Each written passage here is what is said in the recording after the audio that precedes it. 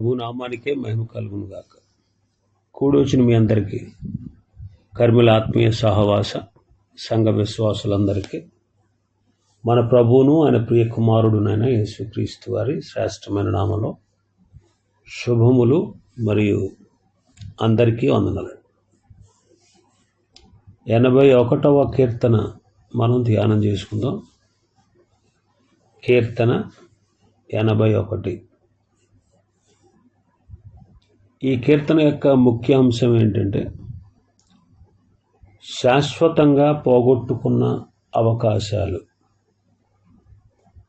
శాశ్వతంగా పోగొట్టుకున్న అవకాశాలు. ఈ కీర్తన ఆసాపు రాసిన కీర్తన. ఆసాపు కీర్తనలన్నీ ఒకే చోట చేర్చారు. ఎందుకంటే ఈ కీర్తనలన్నిటిలో ఆలోచన విధానం, అతని శైలి, అతని ఉద్దేశం వంటి వాటిలో పోలికలు ఎక్కువగా కనబడతాయి. ఆసాపు కీర్తనలలో ప్రవచనాత్మక లక్షణాలు, పరిశుద్ధ స్థలాన్ని గూర్చి నొక్కి చెప్పడం, ఇలాంటి ప్రత్యేకతలు ఉన్నాయి. ఆసాపు దావీదు దినాల్లో ప్రధాన గాయకుడిగా ఉండేవాడు. అతని కుమారులు, అతని సంతతి వారు వాయిద్యాలు వాయించి పాటలు పాడే బృందంగా తయారయ్యారు. అతని సంతతి వారిలో కొందరు జెరుబ్బాబెలుతో పాటు బబులోను చెర నుంచి విడుదలై తిరిగి వచ్చారు. మరి ఆసాపు కుమారుల్లో ఎవరు రాశారో తెలియదు, కానీ ఇశ్రాయేలీల ఆది చరిత్రను ఇది తెలియజేస్తూ ఉంది. మొదటి 5 వచనాలు మనం చదివితే పోగొట్టుకున్న అవకాశాలు ఎన్నో కనిపిస్తాయి. దేవుడు తన కృపతో ఇశ్రాయేలీలకు 7 గొప్ప పండుగలు నియమించాడు. 4 పండుగలు వారి మత సంవత్సరాల్లో, ఆ సంవత్సరం మొదట్లో వస్తాయి. 3 పండుగలు సాధారణ దినాల్లో వస్తాయి.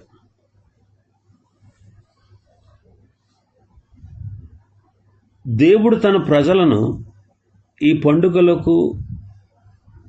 పండుగ సమయాలను పరిశుద్ధతతో, సంతోషంతో జరుపుకోవాలని, తన సన్నిధిలో వారు సంతోషంగా కలిసి ఉండాలనేది దేవుని ఉద్దేశం.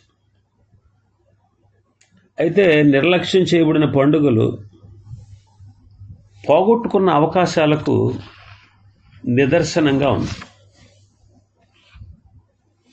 నిత్యుడైన దేవుడు భూమి ఆకాశాలకు సృష్టికర్త. ఆయన మహిమగల దేవుడు, విశ్వమంతటిలో అత్యంత శక్తి సంపన్నుడైనటువంటి దేవుడు. పండుగలలో తనతో ఉండి సంతోషించమని పిలుస్తూ ఉన్నాడు.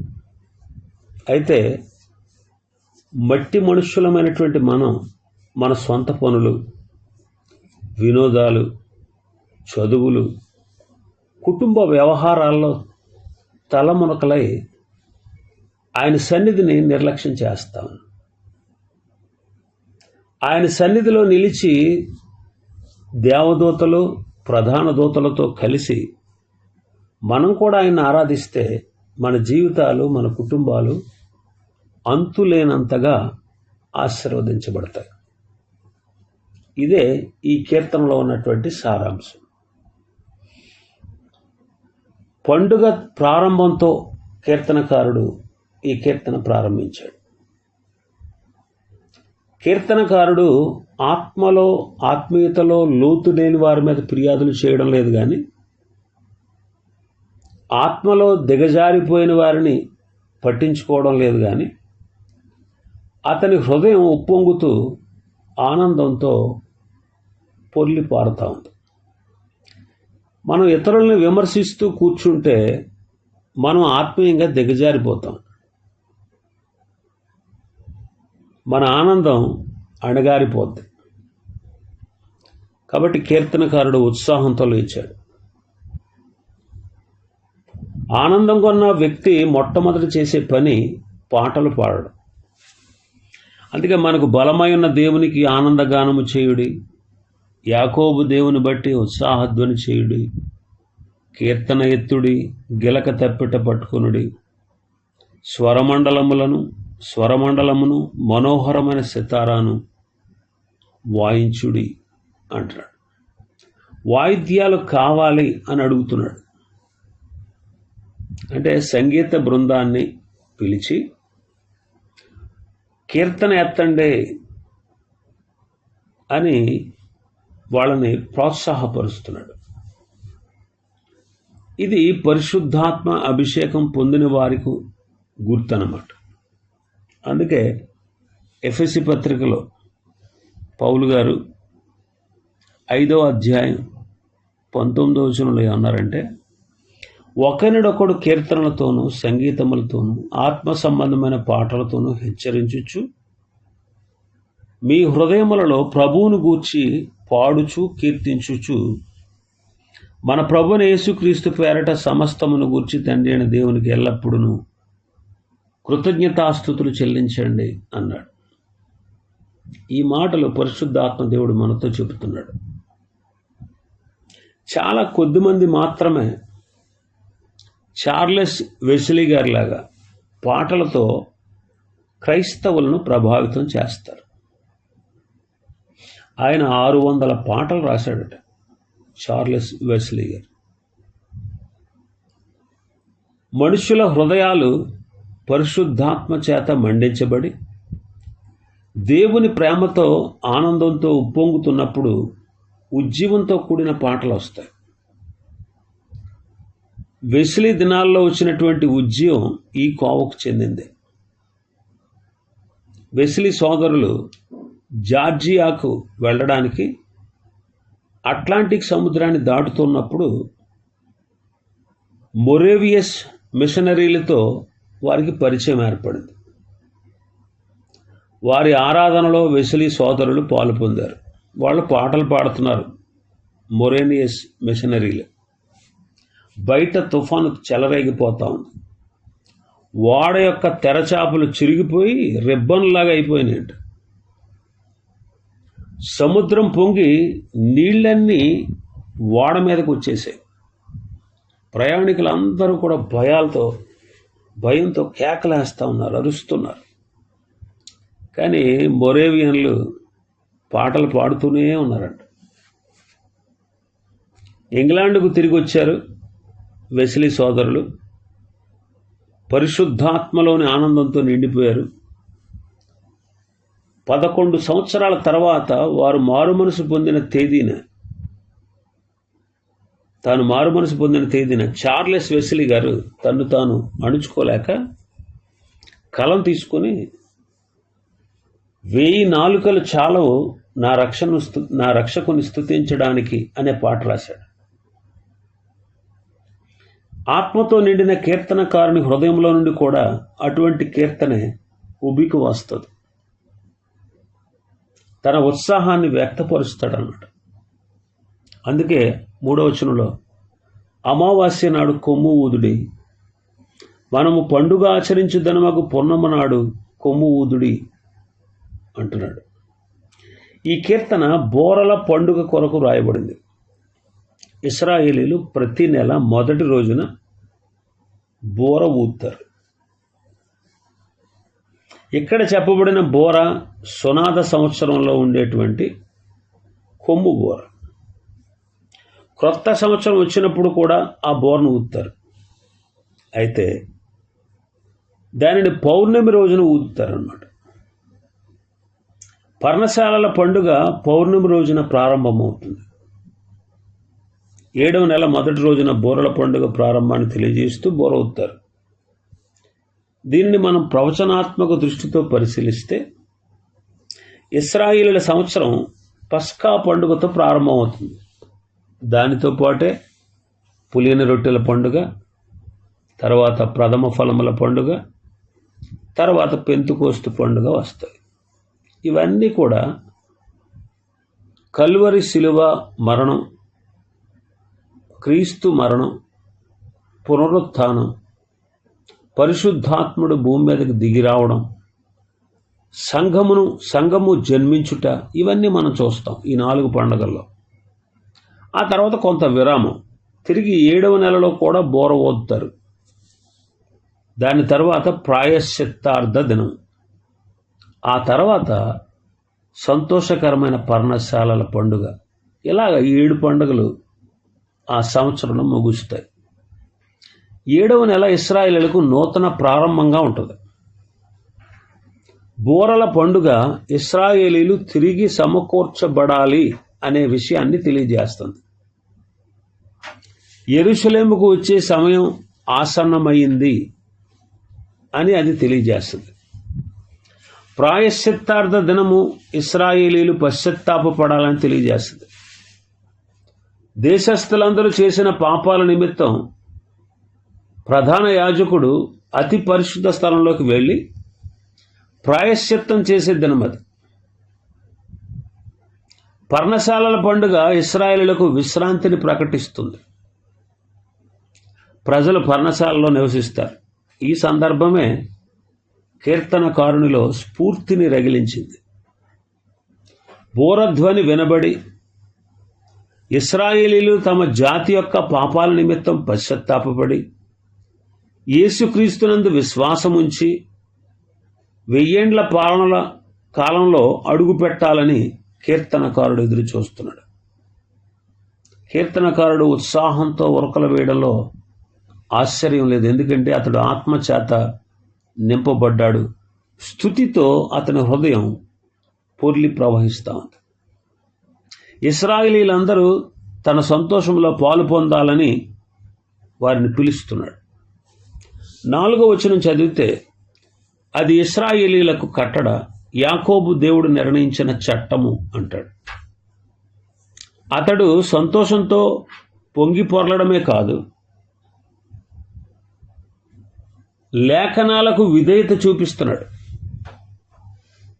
లేఖనాలకు విధేయత చూపిస్తూ ఉన్నాడు.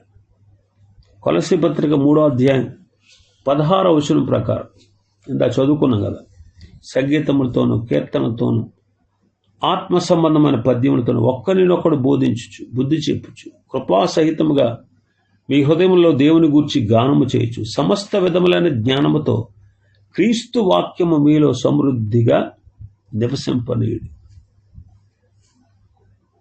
పౌలు గారు ఈ మాటలు రాశాడు. బైబిల్లో కీర్తనలు, లేఖనాలు, పరిశుద్ధత, సంతోషం ఇవన్నీ కలిసే ఉంటాయి. 5వ వచనం మనం చదివితే, దేవుడు స్వాస్థ్యముగా వారికి నియమించాడు. అందుకే ఆయన ఐగుప్తు దేశ సంచారం చేసినప్పుడు యోసేపు సంతతికి సాక్ష్యముగా దానిని నియమించెను. కీర్తనకారుడు తన ఆలోచనలలో అకస్మాత్తుగా వెనక్కి వెళ్ళి నిర్గమాన్ని జ్ఞాపకం చేసుకుంటున్నాడు. ఆ పండుగ నిర్ణయించింది దేవుడే. ఆ దినాల్లో ఇశ్రాయేలుతో పాటు తాను కూడా ఉన్నట్టుగా భక్తుడు భావిస్తూ ఉన్నాడు. దేవుడు తన ప్రజలతో మాట్లాడుతున్నాడు. అయితే వారికి ఆ భాష అర్థం కావట్లేదు. దేవుడు ఇప్పుడు తనతో ఏం మాట్లాడుతున్నాడో కీర్తనకారుడు రాస్తున్నాడు. ఈ కీర్తన పోగొట్టుకున్నటువంటి అవకాశాలని కీర్తనకారుడు రాస్తున్నాడు. 6-7 వచనాలు మనం చదివితే, అపొస్తలుడైన పౌలు 3వ ఆకాశంలోకి ఎత్తబడినట్టుగానే కీర్తనకారుడు కూడా ఆత్మలో ఎత్తబడి అలనాటి దృశ్యాలను చూస్తున్నాడు. దేవుడు ఇప్పుడు కీర్తనకారుని ద్వారా తన ప్రజలతో మాట్లాడుతున్నాడు. ఇప్పుడు కీర్తనకారుడు మాట్లాడే మాటలన్నీ కూడా దేవుడు మాట్లాడినట్టుగానే ఉన్నాయి. వాళ్ళని ఎక్కడికి తీసుకెళ్తున్నాడు చూడండి. 6వ వచనంలో, వారి భుజము నుండి నేను బరువును దింపగా వారి చేతులు మోతగంపలను ఎత్తకుండా విడుదల పొందెను అంటాడు. అంటే బానిసత్వం నుండి దేవుడు వారిని విడిపించాడు. ఇంత గొప్ప రక్షణ దయచేసిన దేవునికి వారు నిత్యము కృతజ్ఞులై ఉండాలి కదా. వారి బానిసత్వము పాపానికి బానిసలుగా ఉన్న మనకు సాదృశ్యంగా ఉంది. ఫరో వాళ్ళని ఎలా చూశాడో సాతాను కూడా మనల్ని అలాగే చూస్తున్నాడు. అతడు బలవంతుడు, కఠినుడైనటువంటి యజమాని. కాబట్టి వాళ్ళకు గుర్తు చేస్తున్నాడు మీరు ఎక్కడి నుంచి విడుదల పొంది వచ్చారో అని. అలాగే మనం కూడా ఎక్కడి నుంచి విడిపించబడ్డామో అనే విషయాన్ని మనం ఎప్పుడు గుర్తుపెట్టుకోవాలి. 7వ వచనం చదివితే, ఆపత్కాలమున నీవు మొర్రపెట్టగా నేను నిన్ను విడిపించి తిని అంటాడు. ఇశ్రాయేలీలు విజయవంతంగా ఎర్ర సముద్రంలో నడిచి వెళ్ళిపోయారు. అదే సముద్రంలో ఫరో సైన్యాలు మునిగిపోయాయి. ఆ తర్వాత మారాకు వచ్చారు, అక్కడ నుండి ఏలీముకు వచ్చారు, ఆ తర్వాత భయంకరమైన సీను అరణ్యానికి వచ్చారు. 2వ నెల 15వ రోజున రెఫీదీముకు వచ్చారు. అక్కడ నీళ్లు లేవు. వాళ్ళు మోషే మీద సనగడం, రాళ్లతో కొట్టి చంపడానికి ప్రయత్నించడం జరిగాయి. దేవుడు మోషేతో బండను కొట్టగా దానిలో నుండి నీళ్లు వస్తాయి అని చెప్పాడు. మోషే ఆ స్థలానికి మస్సా అని, మెరీబా అని పేర్లు పెట్టాడు. కీర్తనకారుడు ఇక్కడ దేవుడు చేసిన అద్భుతాలను వివరిస్తున్నాడు. ఫరో చేతిలో నుండి వారిని విడిపించడానికి తనకు సైన్యాలు కానీ లేకపోతే ఇతరులతో సంధి చేసుకోవాల్సిన అవసరం కానీ దేవుడికి లేదు, వాళ్లకు కూడా లేదు అని దేవుడు వాళ్ళకు నేర్పించాడు. ప్రకృతి ద్వారా ఇచ్చే తీర్పుల వలననే మనుష్యులను ఆయన నిస్సహాయాలుగా చేయగలడు అని వాళ్ళకు చూపించాడు. 8వ వచనం నుంచి మనం చదివితే 16వ వచనం వరకు దేవుడు చెబుతున్న విషయాలను కీర్తనకారుడు ఇంకా రాస్తూనే ఉన్నాడు. దేవుడు తన ప్రజలకు 2 విషయాలు గుర్తు చేస్తున్నాడు. 8వ వచనం, దేవుడు పిలుస్తున్నాడు, నా ప్రజలారా ఆలకింపుడి, నేను మీకు తెలియజేతును. అయ్యో ఇశ్రాయేలు, నీవు నా మాట వినిన ఎడల ఎంత మేలు అంటాడు. అంటే తాను మాట్లాడినప్పుడు ప్రజలు వినాలని దేవుడు కోరుతున్నాడు. ఒక ముఖ్యమైన విషయం చెప్పబోతూ ఉన్నప్పుడు ప్రజలు వినకుండా నిర్లక్ష్యంగా ఉంటే చాలా కోపం వస్తుంది. బహుశా వాళ్ళు యవనస్తులై ఉండొచ్చు, తమ సొంత పనుల్లో మునిగిపోయి కావాలనే నిర్లక్ష్యం చేస్తూ ఉండవచ్చు. అది దురుసుతనమే. దేవుడు పంపిన వ్యక్తితో అలా ప్రవర్తిస్తేనే దురుసుతనమైతే మరి దేవునితో అలా ప్రవర్తించే వారిని ఏమనాలి? అది గర్వానికి పరాకాష్ట అన్నమాట. దేవుడు మాట్లాడినప్పుడు మనం వినకపోతే దాని ఫలితాన్ని మనమే అనుభవించాలి. 9వ వచనం చదివితే, అన్యుల దేవతల్లో ఒకటియు నీలో ఉండకూడదు, అన్యుల దేవతల్లో ఒకదానికి నీవు పూజ చేయకూడదు. నిజమైన సజీవుడైన దేవుని మాత్రమే ఆరాధించడం అనేది దేవుని ప్రజల నిబంధనకు పునాది. తన ప్రజల చేత ఆరాధించబడడం ఆయన హక్కు. నేను తప్ప వేరొక దేవుడు నీకు ఉండకూడదు అనేది ఆజ్ఞలన్నిటిలో ఫస్ట్ది. మన హృదయాల్లో మొదటి స్థానం దేవుడు అడుగుతున్నాడు. ఆయన ఎవరో ఎరిగిన మనం ఆయనకు మొదటి స్థానం ఇవ్వడం మన బాధ్యత. ఆయన స్థానం మరెవ్వరికి ఇచ్చినా అది వెర్రితనమే. అది తెలిసి కూడా ఇశ్రాయేలీయులు విగ్రహాలను పూజించారు. ఈ లోకంలో లక్షల కొద్దీ దేవుళ్ళు ఉన్నారు. క్రైస్తవ సంఘంలో కూడా విగ్రహారాధన జరుగుతుంది. రోమన్ క్యాథలిక్కులు మరియమ్మ విగ్రహానికి నొక్కుతారు. రోములోని వేదాంత పండితులు దీన్ని 3 భాగాలుగా విడదీశారట. లాట్రియా అంటే దేవుని మాత్రమే ఆరాధించుట, హైపర్ డ్యూలియా అంటే కొంచెం తక్కువ స్థాయి ఆరాధన అన్నమాట. అంటే కన్య మరియను, మానవాతారుడైన యేసేను ఈ స్థాయిలో పూజిస్తారు. డ్యూలియా 3వది, అంటే అతి తక్కువ స్థాయి ఆరాధన అన్నమాట. ఈ స్థాయిలో దేవదూతల్ని, పరిశుద్ధుల్ని ఆరాధిస్తారు. డ్యూలియా, హైపర్ డ్యూలియా స్థానాల్లో కొవ్వొత్తులను వెలిగించి విగ్రహాల ముందు వంగి నమస్కరిస్తారు. మరి దేవుని ఆజ్ఞల్లో రెండవది విగ్రహాన్ని చేసుకోకూడదని కదా, వాటిని సాగిలపడకూడదని కదా, దేవుడు మాత్రమే ఆరాధించబడాలి అని కోరుతున్నాడు. ఆత్మకు దేవునికి మధ్యలో ఏది వచ్చినా ఆయన సహించడు. అయితే క్రైస్తవులకు బయటకు కనిపించిన విగ్రహాలు ఉన్నాయి, అది వేరే విషయంలో అండి. క్రైస్తవులకి బయటికి కనిపించవు వారి హృదయాల్లో ఉన్న విగ్రహాలు. దేవుడు మనలను తన కొరకు ప్రత్యేకంగా జీవించాలి అని మనల్ని పిలుస్తూ ఉన్నాడు. ఇక 10వ వచనం మనం చూస్తే, ఐగుప్తీల దేశములో నుండి నిన్ను రప్పించిన నీ దేవుడగు యెహోవాను నేనే, నీ నోరు బాగుగా తెరుము, నేను దానిని నింపేదను అంటాడు. మన దేవుడు రక్షిస్తాడు, తృప్తిపరుస్తాడు. మన ప్రతి అవసరత ఆయనకు తెలుసు. ఆయన తగిన ఏర్పాటు చేస్తాడు. ఆయన తన వాగ్దానాన్ని ఇశ్రాయేలులకు గుర్తు చేస్తున్నాడు.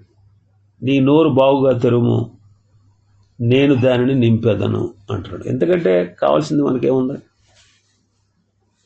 అయితే ఇశ్రాయేలుడు ఆయన ఆజ్ఞలను త్రోసేశారు. 11-12 వచనాలు మనం చూస్తే, వారు దుష్టత్వంతో నిండిపోయారు. వారు దేవుని మాట వినలేదు గనుక వారి మీదకు తీర్పు వచ్చింది. అయినను నా ప్రజలు నా మాట ఆలకింపకపోయిరి అంటాడు ఆయన. అయినను నా ప్రజలు నా మాట ఆలకింపకపోయారు. కాబట్టి వారు తమ స్వకీయ ఆలోచనను బట్టి నడుచుకున్నట్లు వారి హృదయ కాఠిన్యమునకు దేవుడు వారిని అప్పగించేశాడు.